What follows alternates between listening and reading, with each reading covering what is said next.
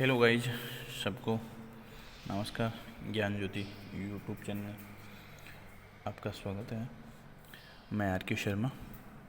यहाँ हम electrician theory का आज टॉपिक लेके आए हैं। जो फर्स्ट पार्ट था मैग्नेट, उसको आगे से उसके अंदर कुछ महत्वपूर्ण पॉइंट बताए जाएंगे। उस टॉपिक की महत्वपूर्ण बातों पर ध्यान देंगे। तो टॉपिक का नाम है चुंबक,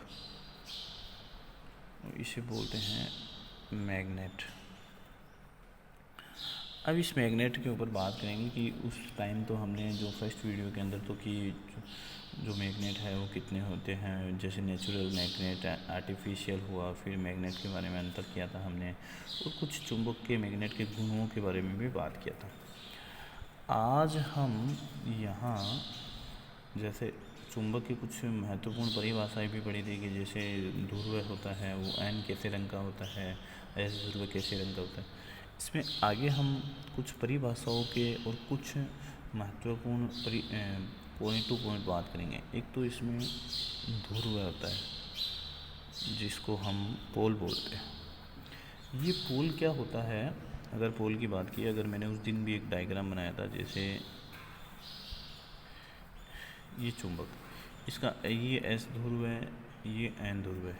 एन ध्रुव हमेशा लाल रंग का और ये हमेशा नीले रंग का। और ये जो यहाँ होता है ये इसका केंद्र बिंदु होता है। और जो ये स्थिति होती है इसकी सीधी, वो होती है चुंबकीय अक्ष। और ये होती है चुंबकीय उदासीन अक्ष। चुंबकीय उदासीन अक्ष। अब हम इसमें बात करेंगे पोल क्या है। तो चुंबक पर स्थित वे दो बिंदु, चुंबक पर स्थित वे दो बिंदु, जैसे मैंने ये मैग्नेट और लिया, चुंबक पर स्थित वे दो बिंदु जो जहाँ चुंबक का सामर्थ्य अधिकतम होता है। मैंने उस दिन भी आपको बताया था, ये यहाँ सामर्थ्य है, वो जो बल होता है, फोर्स होता है, वो सामर्थ्य क्या है, यहाँ अधिकतम होता है। वो क्या कहलाते हैं? ध्रुव कहलाते हैं। इसलिए इनको एन ध्रुव, इसको एस ध्रुव। एन ध्रुव लाल रंग का, मैंने आपको बताया, एन ध्रुव लाल रंग का और एस ध्रुव नीले रंग से दर्शाया जाता है। वो दोनों दोनों ध्रुव होते हैं उनका सामर्थ्य क्या होता है? बराबर होता है। ऐसे नहीं कि एन का ज़्यादा होगा एस का कम होगा, दोनों का जो होता है वो बराबर होता है। उसके बाद अगर हम बात करें चुंबकीय अक्ष, इसको मैग्नेटिक एक्स बोलते हैं। ये दोनों ध्रुवों को मिलाने वाली चुंबकीय अक्ष है। दोनों ध्रुवों को मिलाने वाली, ये क्या है? जो दोनों ध्रुव होते हैं,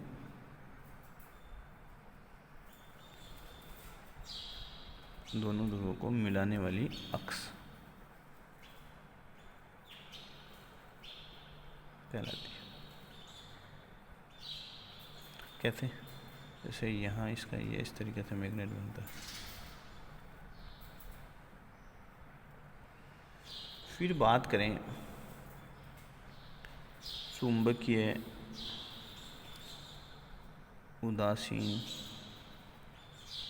अक्ष। क्या बोलते हैं? चुंबकीय उदासीन अक्ष। ये चुंबकीय उदासीन अक्ष ये होता है कि ये दोनों अक्षों के बीच लंबवत अक्ष, चुंबकीय उदासीन अक्ष, ये मैंने बताया, ये जो चीज़ है ये क्या है? ये क्या है? दोनों ध्रुवों को मिलाने वाली, ये जैसे यहाँ से यहाँ तक जो मिलाने वाली चुंबकीय, दोनों ध्रुवों को मिलाने वाली चुंबकीय अक्ष, चुंबकीय उदासीन अक्ष कहते हैं। चुंबकीय अक्ष के जो बीच में जो लंबवत अक्ष को चुंबकीय उदासीन अक्ष कहते हैं। सॉरी, इसको जो ये जो है लंबवत, इन दोनों के लंबवत क्या है? ये है। तो इसको मैं इस तरीके से लिखना चाहूँ तो लिख सकता हूँ, चुंबकीय अक्ष के बीचों बीच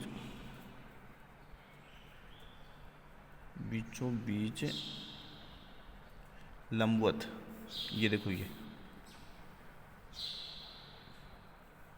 लंबवत अक्ष को ही चुंबकीय उदासीन अक्ष कहते हैं।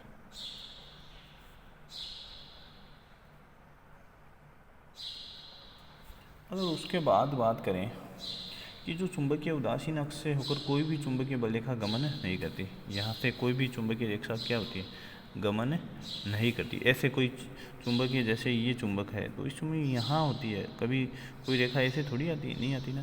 तो कोई भी रेखा है वो गमन नहीं करती। उसके बाद बात करें हम चुंबकीय फ्लक्स की,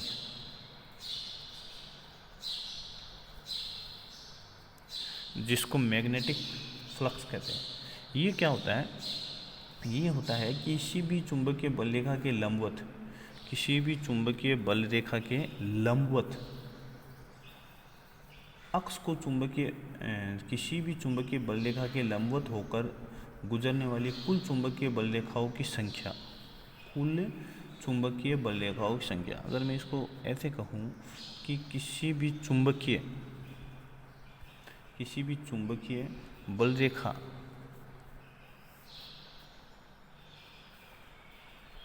के लंबवत तल से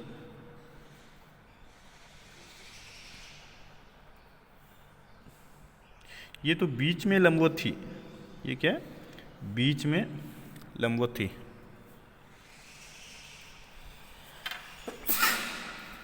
ये तो बीच में लंबवत थी, तो ये क्या है, किसी भी चुंबकीय बल रेखा के लंबवत तल से होकर गुजरने वाली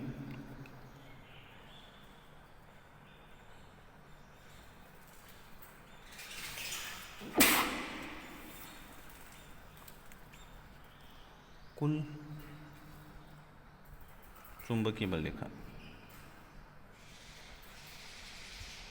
जो कुल चुंबकीय बल रेखा की संख्या है वो चुंबकीय फ्लक्स कहलाती है। कैसे, यहाँ ये मैग्नेट है, तो ये जो चुंबकीय बल रेखा के, तो ये इसके लंबवत है, तो ये जो कुल है किसी भी चुंबकीय बल रेखा के जो लंबवत तल से गुजरने वाली कुल चुंबकीय बल रेखाओं की संख्या है वो क्या कहते हैं, चुंबकीय फ्लक्स कहलाती है। इसके प्रतीक को, ये पूछा बहुत बार जाता है, इसको प्रतीक होता है फाई। प्रतीक क्या होता है, फाई बोलते हैं इसको। ये कुछ आपको, ये चिन्ह भी आपको पता होने चाहिए। इसको बोलते हैं फाई, थीटा, शाही,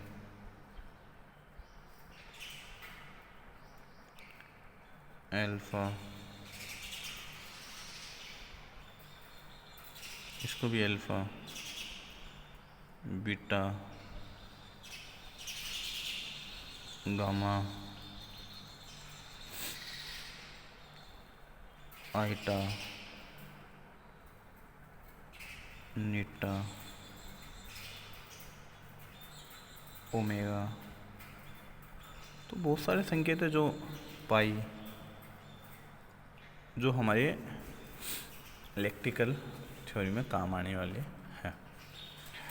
आगे हम बात करेंगे कि जैसे इसको किससे निरूपित किया, फाई से। अगर आपको पता हो तो इसका, जैसे इसकी मात्रक की बात की जाए, इसका मात्रक बहुत बार पूछा जाता है, तो इसका मात्रक है वो क्या होता है, वेबर होता है। वेबर को प्रतीक करते हैं W से, या इसको मैक्सवेल के नाम से भी जानते हैं। इसका मात्रक क्या है, मैक्सवेल। लेकिन इसका जो SI मात्रक है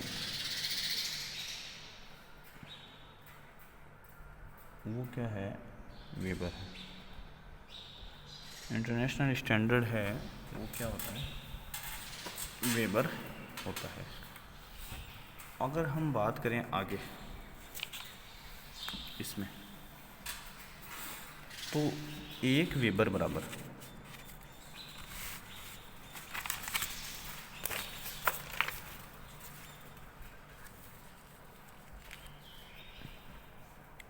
1 वेबर बराबर क्या होता है, 10 की पावर 8 मैक्सवेल होता है। 1 वेबर बराबर होता है 10 की पावर 8 है मैक्सवेल। और एक बल रेखा बराबर होता है वो होता है एक मैक्सवेल। ये बहुत बार पूछा गया क्वेश्चन है कि एक वेबर में कितने मैक्सवेल होता है, ऐसा ही मात्रक क्या है, प्रतीक क्या है, बहुत बार पूछे गए। पांचवें की पॉइंट की बात की, चुंबकीय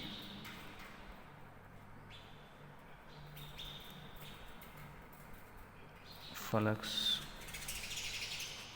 घनत्व, चुंबकीय फ्लक्स घनत्व। ये क्या होता है? ये होता है कि किसी भी, ये क्या है, किसी चुंबकीय बलरेख फ्लक्स घनत्व क्या है, किसी भी चुंबकीय बलरेखा के लंबवत तल के इकाई क्षेत्रफल में, इसके इकाई क्षेत्रफल में, तो किसी चुंबकीय बल रेखा के लंबवत तल के इकाई क्षेत्रफल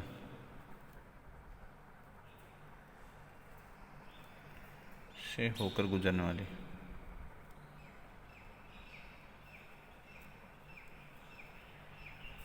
बल रेखाओं की संख्या,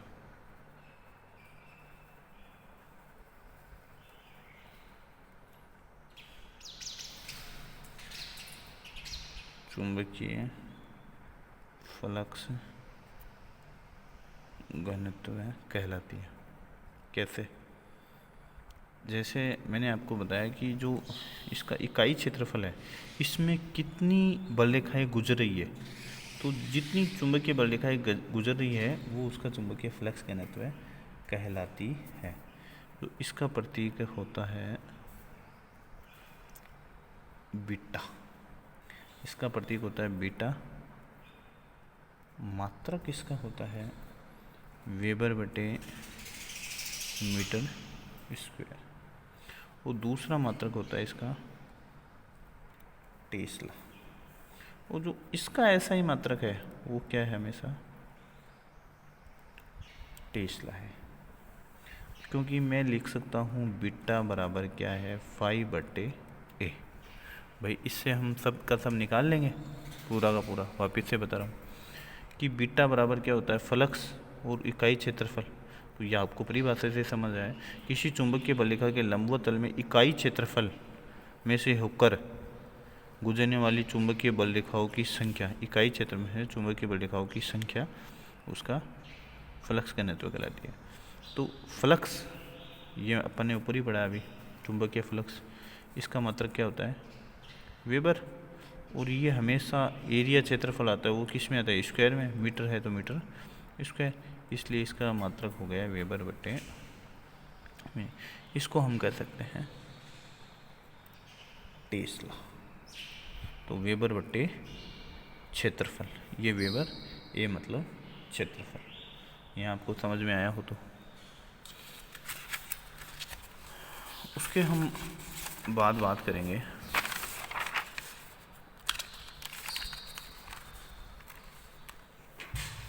चुंबकीय बल रेखाओं की।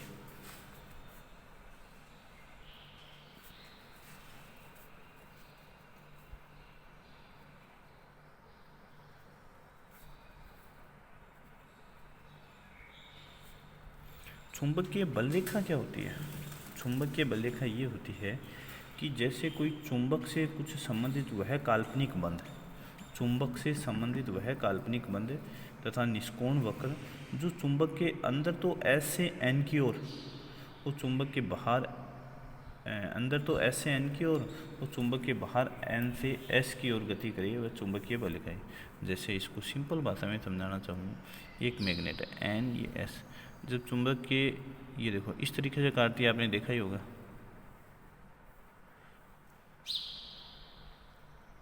अब मैंने आपको बताया चुंबक के बाहर ये बंद दिखाई नहीं देती, इसलिए इसको क्या बोलते हैं, वह काल्पनिक बंद है। कल्पना कर सकते हैं, दिखाई देती नहीं है, कल्पना कर सकते हैं। तो वह काल्पनिक बंद तथा निष्कोण वक्र, इसका कोई निष्कोण वक्र कोई भी नहीं होता। तो जो बंद जो क्या करती है, अंदर तो क्या करती है, एन से एस की ओर, अंदर तो एस से एन की ओर, यहाँ से यहाँ की ओर गति करता है, एस से एन की ओर।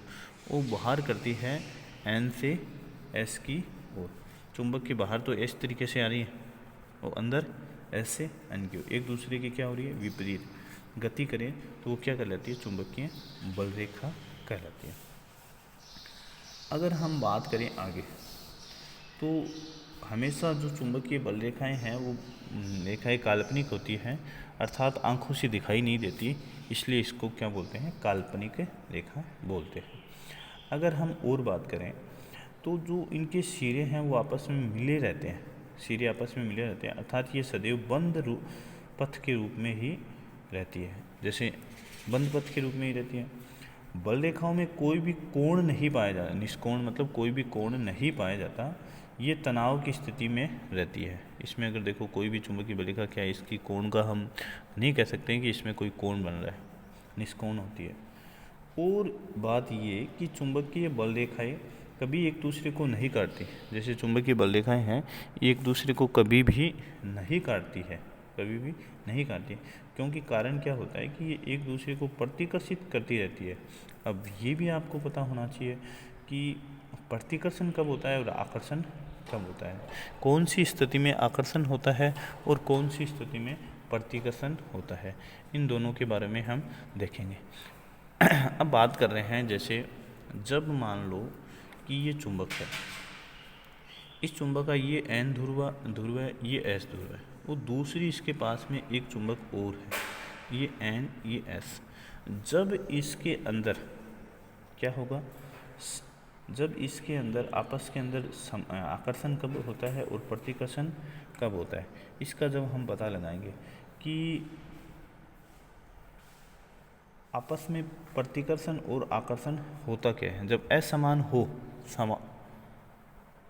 जब असमान हो तो क्या होता है, जैसे समान एन और एन ध्रुव आए और एन और एस ध्रुव आए, दो स्थिति के अंदर होगा, तो दो मान लो कि एन और एन आए, तब क्या होगा, और एन और एस क्या है, समान स्थिति के अंदर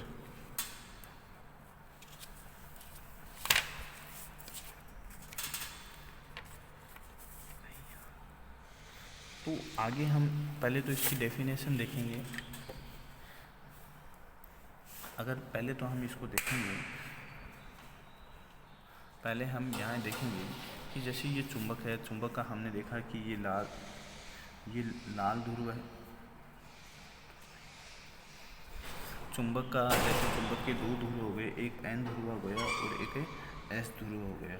अब ज़्यादातर क्या होता है कि जब भी दो चुंबक को आपस में जब हम मिलाते हैं, आपस में मिलाते हैं, तो जब इसमें कुछ जगह आकर्षण होता है और कुछ जगह प्रतिकर्षण होता है, तो प्रतिकर्षण कब होता है और आकर्षण कब होता है, तो समान ध्रुव होते हैं, जब इनके अंदर समान ध्रुव होते हैं तब तो इसमें क्या होता है, ये एक दूसरे को धकेलते हैं, समान ध्रुव और विपरीत ध्रुव है जब ये पास में रहते हैं। अगर हम आगे इसमें और बात करें तो ये क्या है, चुंबकीय बल रेखाएं कभी एक दूसरे को काटती नहीं है, क्योंकि इसके अंदर प्रतिकर्षित रहती है और एक दूसरे के समांतर रहती है। तो समांतर का मतलब ये हो गया कि देखो ये कंडीशन है, तो ये इस तरीके की कंडीशन हुई, तो ये एक दूसरे को कभी भी काटेगी नहीं, एक दूसरे को कभी भी नहीं काटेगी। आगे हम इसमें बात करेंगे चुंबक की धारणशीलता की, एक चीज़ होती है धारणशीलता, तो इस पे बात करेंगे।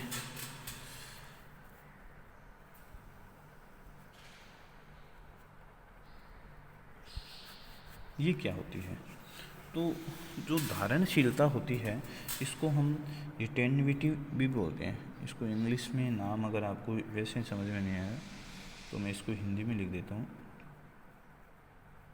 कुछ नाम अजीब है। रिटेनिविटी ये क्या होता है कि कोई भी लोहा पदार्थ होता है, कोई भी लोहे पदार्थ जब चुंबक के पास लाया जाता है तो वह चुंबकत्व ग्रहण करके चुंबक बन जाता है। और कोई भी लोह पदार्थ अधिक जितना चुंबकत्व ग्रहण कर लेता है उसकी धारणशीलता कहलाती है। अगर कोई लोहे के टुकड़े को चुंबक के पास लाया जाए तो उसमें चुंबकत्व क्या होता है, पैदा हो जाता है। और जितना चुंबक वो धारण करता है वो उसकी धारणशीलता कहलाता है। आपको समझ में आया, लिखने की आवश्यकता नहीं है। अगर हम उसके बाद करें बात चुंबकीय इकाई ध्रुव की। इकाई ध्रुव क्या होता है?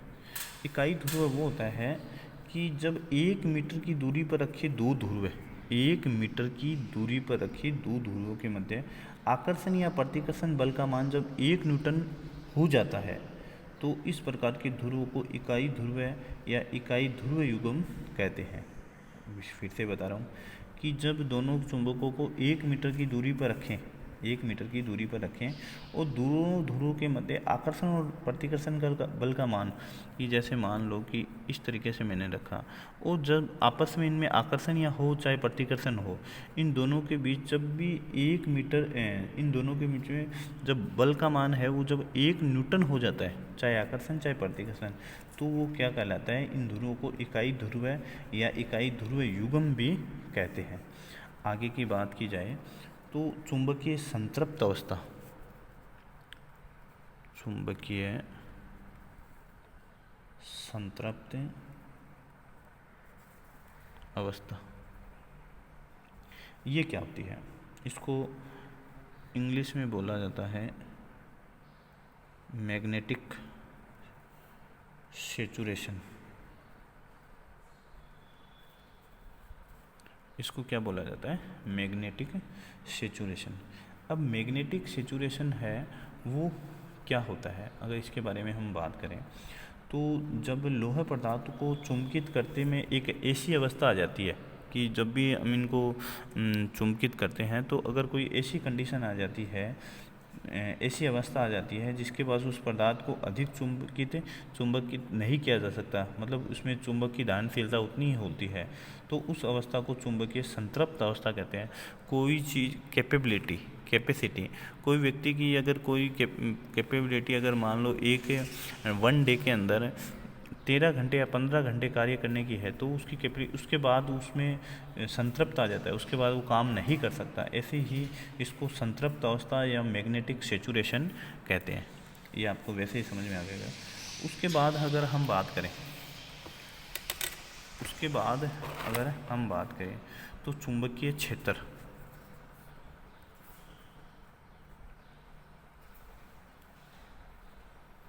ये क्या होता है? चुंबकीय क्षेत्र क्या होता है?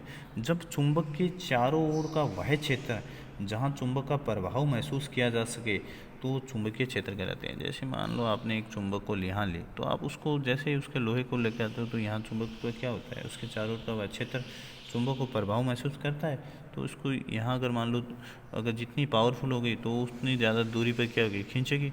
तो जो एरिया होता है वो क्या कहलाता है? उसका जहाँ पर चुंबक प्रभाव महसूस किया जा सके चुंबकीय क्षेत्र कहलाता है। इसे हमेशा एम्पियर बट्टे, यहाँ लिख रहा हूँ, एम्पियर बट्टे मीटर में किया जाता है। उसके बाद अगर हम बात करें तो नेक्स्ट जो पॉइंट है उसके ऊपर बात करेंगे, जिसके अंदर जैसे मानो मैंने बात की विद्युत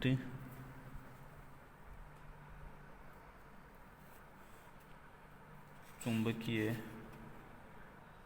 प्रेरण। उसके बाद अगर हमने बात की विद्युत चुंबकीय प्रेरण, तो विद्युत चुंबकीय प्रेरण पे बात करेंगे। तो विद्युत चुंबकीय प्रेरण ये कहता है कि अगर पहले इंडक्शन की बात कर लें, किसकी बात करें? इंडक्शन की बात करें तो विद्युत चुंबकीय प्रेरण ये होता क्या है? इसको इंग्लिश में बोला जाता है तो मैग्नेटिक इंडक्शन बोलते हैं, कि प्रत्येक चुंबक अपने पास रखे हुए पदार्थ को चुंबक बनाने का प्रयास करती है। क्या बनाने का? जैसे ये चुंबक पड़ी है तो ये इसको पास रखे को क्या बनाने? चुंबक बनाने का प्रयास करती है। तो चुंबकों के इस गुण को चुंबकीय प्रेरण कहते हैं। अगर पास रखी कोई वस्तु को जब वो चुंबक बना देती है, जैसे मान लो ये चुंबक रखी है, उसकी धारा इस तरीके से यहाँ घेर रखी है, वो तो इसको क्या बनाने का, चुंबक बनाने का प्रयास करेगी। तो इस प्रयास को ही क्या कहते हैं, चुंबकीय प्रेरण कहते हैं। वो चुंबक उन्हीं पदार्थों को चुंबक बना सकता है जो चुंबकत्व ग्रहण कर सके। जैसे मैंने आपको बताया था, जैसे लोहा पदार्थ और फेरा पदार्थ, ये ही चुंबकत्व को क्या करते हैं, ग्रहण कर पाते हैं। उसके बाद अगर हम बात करें विद्युत चुंबकीय प्रेरण की, तो यदि किसी कुंडली को विद्युत धारा प्रवाहित की जाए, मान लो कि एक कुंडली है, इसको मैंने सप्लाई दी, और इसको जैसे ही मैंने सप्लाई दी तो किसी कुंडली को जब हम विद्युत धारा प्रवाहित की जाए तो इसके चारों एक चुंबकीय क्षेत्र फैल जाता है।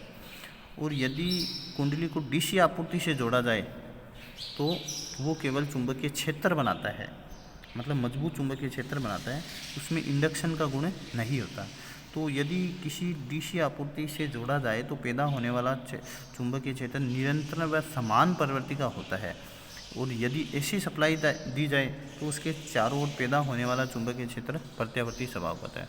भाई ये बात ये है कि जैसे मोटरों के अंदर भी ये होता है, ये एन ये एस, यहाँ इसके अंदर चुंबकत्व बनता है। जैसे इस कॉइल को मैंने, जैसे ही इस कॉइल को मैंने सप्लाई दी तो उस कॉइल के अंदर क्या होगा, इस तरीके से धारा प्रवाहित होगी, तो ये चुंबकीय क्या बनाएगा, क्षेत्र बनाएगा। तो अगर जैसे ही इसके पास रखी है तो ये चुंबकीय क्षेत्र इसमें आ जाएगा, चुंबकीय क्षेत्र इसमें आ जाएगा। तो इसके बार बार जैसे इसमें फ्रिक्वेंसी होती है तो कम ज़्यादा होने के ये अपने में से बहने वाली धारा क्या करता है, विरोध करता है, जिसके कारण से ये चुंबकीय क्षेत्र किसको करेगा, इसको प्रभावित करेगा। तो इंडक्शन प्रेरण के गुण के कारण से इसमें भी क्या होता है, चुंबकत्व पैदा हो जाता है। और ये डीसी में क्यों नहीं होता, इसकी वजह कि प्रेरण एसी में क्यों होता है, डीसी में क्यों नहीं होता। तो डीसी का कारण ये है कि जो डीसी होती है तो डीसी आपूर्ति से जोड़ा जाता है, तब इसमें पैदा होने वाला जो चुंबकीय क्षेत्र है वो निरंतर व समान प्रवृत्ति का होता है। क्या होता है, लगातार निरंतर, फ्रिक्वेंसी नहीं होती, बदलता नहीं है, वो समान प्रवृत्ति का, निरंतर व समान प्रवृत्ति का, ये आपस में बदलता नहीं है, जिसके कारण से ये डीसी में प्रभावित नहीं होती। उसके बाद अगर हम बात करें कि जो विद्युत चुंबकीय प्रेरण है वो एसी में पाया जाता है, डीसी में नहीं पाया जाता। इसके बाद हम बात करेंगे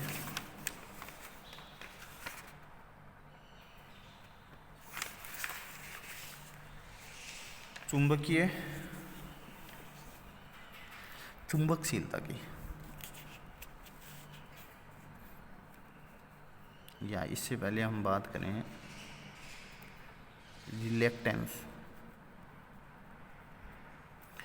रिलेक्टेंस को हिंदी में बोलते हैं प्रतिष्ठम्भ।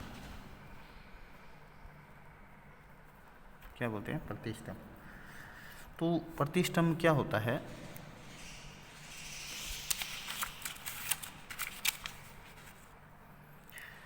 वह कारक, इसको अगर परिभाषा दें तो वह कारक जो चुंबकीय बल रेखाओं को प्रवाह में बाधा उत्पन्न करे। जैसे कोई भी इलेक्ट्रिकल होता है वो ये बाधा उत्पन्न करता है, आर करता है। इसी तरीके से जो चुंबकीय क्षेत्र में, चुंबकीय बल रेखाओं में, वह कारक जो चुंबकीय बल रेखाओं में वो विद्युत धारा में करता है, ये चुंबकीय बल रेखा में करता है, बाधा उत्पन्न करे। चुंबकीय बल रेखाओं में प्रवाह में बाधा उत्पन्न करे, वो क्या कहलाता है, रिलेक्टेंस या प्रतिष्ठम्भ कहलाता है। इसका प्रतीक है वो आर एम, और जो मात्रक है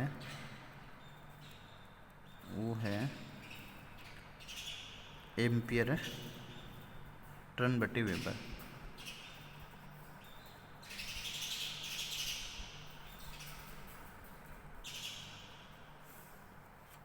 एम्पियर टर्न बटे वेबर।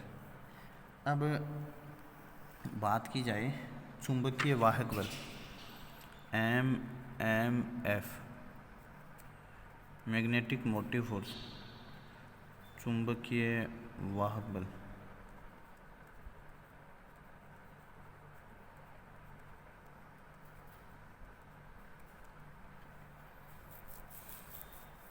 Magnetic motive force.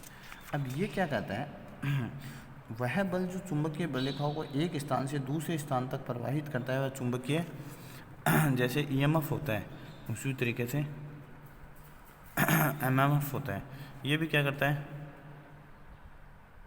हम इलेक्ट्रोमोटिव एक स्थान से दूसरे। इसी तरीके से ये क्या जो इसका वर्किंग होता है वही होता है, ये चुंबकीय बल रेखाओं को जो वह बल जो चुंबकीय बल रेखाओं को एक स्थान से दूसरे स्थान तक है प्रवाहित करता है, चुंबकीय बल रेखाओं को एक स्थान से दूसरे स्थान तक है प्रवाहित करता है, वो क्या कहलाता है एमएमएफ कहलाता है। इसका प्रतीक है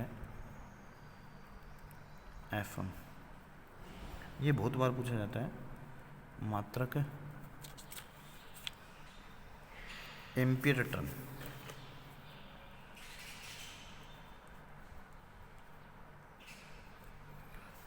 मात्रा क्या है एम्पीयर टर्न, एटी बोलते हैं इसको, जैसे ए मतलब एम्पीयर, टी मतलब टर्न।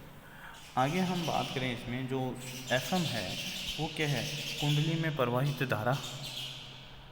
एफएम है वो क्या है कुंडली में प्रवाहित होने वाली धारा और इनटू और जो कुंडली में लपेटे। तो पहले मैं ऐसे लिखूं कुंडली में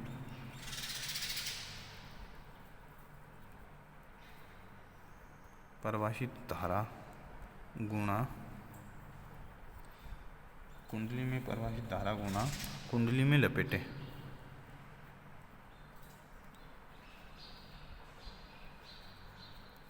अब देखो कुंडली में प्रवाहित धारा है, धारा को किससे डिनोट करते हैं आई से, और इसको किससे डिनोट करते हैं टर्न को, टी मतलब टर्न हो गया।